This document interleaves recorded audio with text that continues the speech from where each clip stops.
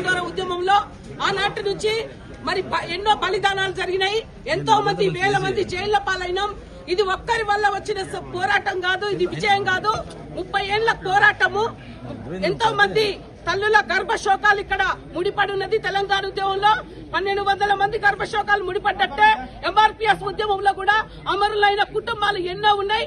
జైళ్ల పాలైన కుటుంబాలు ఎన్నో ఉన్నాయి.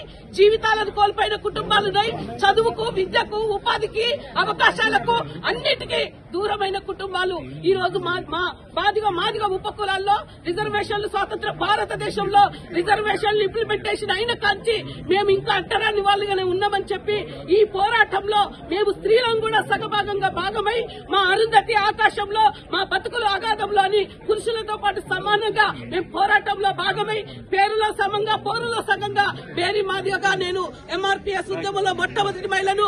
నా పుట్టినరోజు సందర్భంగానే ఫిబ్రవరి 4 తారీఖు నాడు సీఎం రేవంత్ రెడ్డి గారు వర్గీకరణ పట్ల సానుకూలంగా అసెంబ్లీ మొత్తము తీర్మానం చేయడము ఇది హర్షించదగ్గ విషయం. ఒక మాదిగ తల్లికి, ఒక మాదిగ పోరాటానికి జరిగిన ఒక సోషల్ జస్టిస్ డేగా ఆయన ప్రకటించిండు. ఇది మాదిగల పండుగ రోజు. మనం పండుగ జరుపుకోవాల్సిన రోజుల్లో ఈ రోజు వ్యతిరేకమైన మాటలు మందకృష్ణ మాదిగ గారు మాట్లాడడం సబబు కాదు.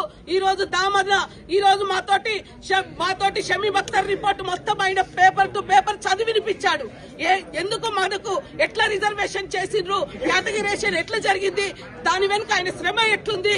దాదాపు 2-3 నెలల నుంచి ఆయన మాకు ప్లాజాలో ఒక్కొక్కరితోటి మాకు వివరించి ఆయన ప్రత్యేక సిబ్బంది మాకు ఆ షమీ బక్తర్ కి రిపోర్ట్లు ఇస్తూ మేము జనాభా నిష్పత్తి ప్రకారంగా విద్యా వెనుకబాటుతనము, తర్వాత వృత్తిపరంగా, తర్వాత సోషియో ఎకనామిక్ ఎట్లా ఉన్నాం, మా పేదరికం ఎట్లుంది, మేము ఇంతవరకు స్త్రీలుగా కూడా మేము ఇంతవరకు ఒక మాదిగ స్త్రీ చట్టసభల్లోకి వెళ్ళలేదు. మేము కూడా ఆడవాళ్లుగా మేము విద్యా ఉపాధి రంగాల్లో అన్ని రంగాల్లో వెనుకబడి ఉన్నాం అని చెప్పి మేము కూడా మాదిగ మహిళా సమాఖ్య తరఫున, తెలంగాణ మహాజన మహిళా సమాఖ్య తరఫున కూడా రిప్రజెంటేషన్ ఇచ్చాం. మా ఈ పోరాటంలో పోరులో సగభాగం ఉంది. నేనేమంటున్నానంటే అయ్యా మాదిగ దండోరా ఉద్యమకారులందరి విజయము, మాదిగ దండోరా ఉద్యమకారులందరూ ఉన్నారు కాబట్టి మందకృష్ణ మాదిగ సక్సెస్ అయ్యిండు, పద్మశ్రీ వచ్చింది.